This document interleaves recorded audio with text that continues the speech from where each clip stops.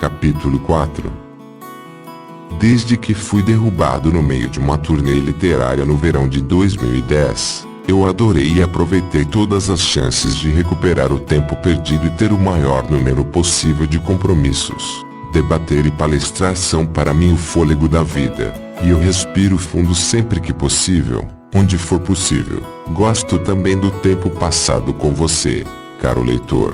Esteja ou não com o recibo de um reluzente novo exemplar de minhas memórias. Mas eis o que aconteceu há algumas semanas. Imagine, se puder, que estou sentado à minha mesa e sou abordado por uma mulher de aparência maternal, um elemento fundamental da minha demografia.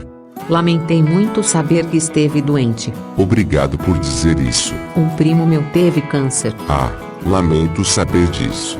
Enquanto a fila de clientes aumenta atrás dela. Sim, no fígado. Isso nunca é bom. Mas desapareceu depois que os médicos haviam dito a ele que era incurável.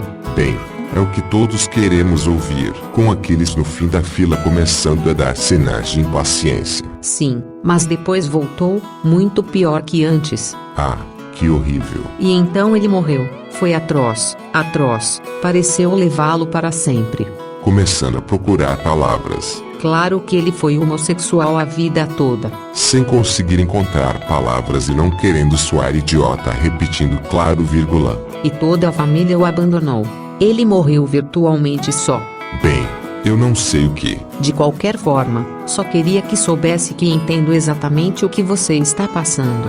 Foi um diálogo surpreendentemente exaustivo, e eu poderia muito bem ter passado sem ele. Esse encontro me fez pensar que talvez haja mercado para um pequeno manual de etiqueta do câncer. Seria destinado aos doentes e também aos simpatizantes. Afinal, não tenho sido exatamente reticente sobre minha própria doença, mas também não circulo exibindo um enorme broche de lapela dizendo: pergunte-me sobre câncer de esôfago em metástase no 4º estágio e apenas sobre isso, se você não for capaz de me apresentar novidades a respeito deste assunto, e sobre o que acontece quando nódulos linfáticos e pulmão estão envolvidos. Eu não estou interessado em saber, nem quero entender. A pessoa quase desenvolve uma espécie de elitismo sobre a singularidade de seu quadro individual. Então, se sua história de primeira ou de segunda mão é sobre algum outro órgão, talvez devesse pensar em contá-la com mais parcimônia,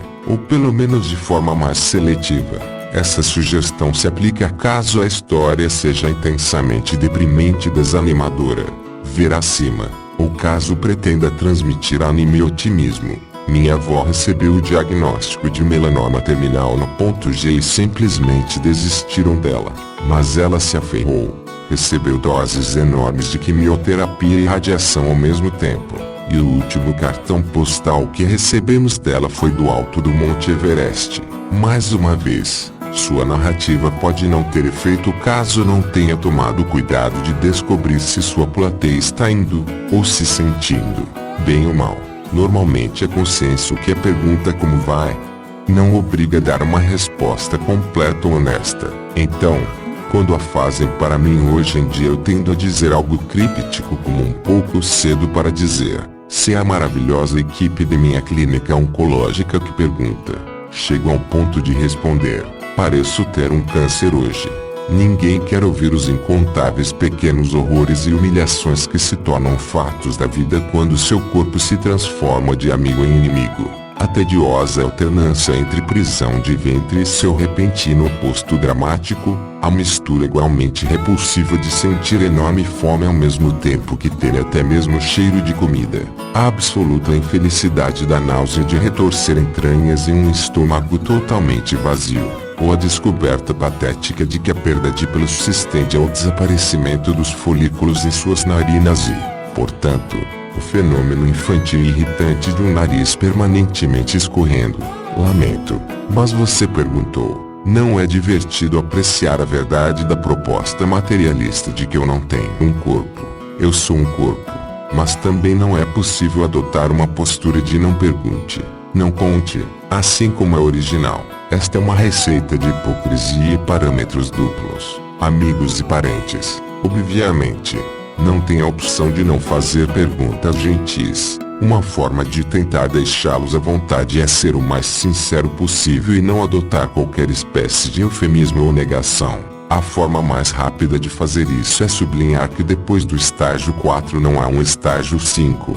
De fato, isso às vezes me pega. Recentemente, tive de aceitar que não poderia ir ao casamento de minha sobrinha na minha antiga cidade natal e ex-universidade, em Oxford. Isso me deprimiu por mais de uma razão, e uma pessoa especialmente íntima perguntou: "Você tem medo de não ver a Inglaterra outra vez?" Como de costume, ela foi certeira na pergunta.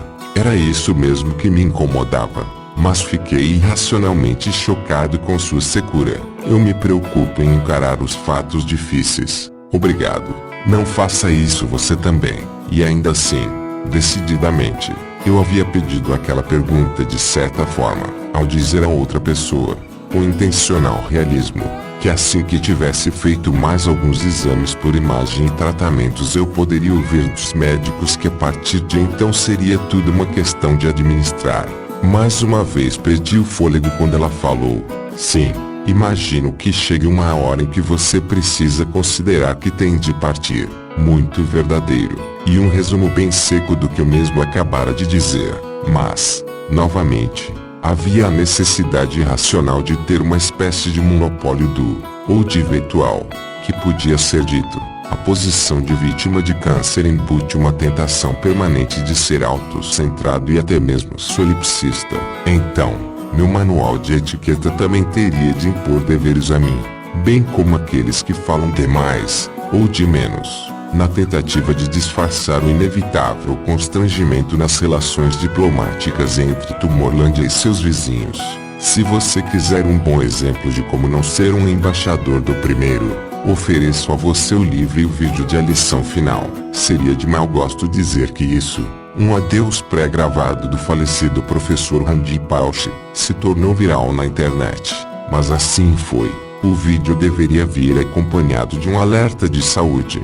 É tão adocicado que você talvez precise de uma injeção de insulina para suportá-lo. Pausch costumava trabalhar para Disney e seus programas. Ele inclui toda uma seção em defesa dos clichês, sem omitir afora isso. Senhora Lincoln, como foi a peça? As palavras garoto, infância e sonho são usadas como que pela primeira vez. Qualquer um que use infância e sonho na mesma frase costuma capturar minha atenção. Pausch sonou no Carnegie Mellon, mas é na tecla Dale Carnegie que ele gosta de bater. Muros de tijolos estão lá por uma razão.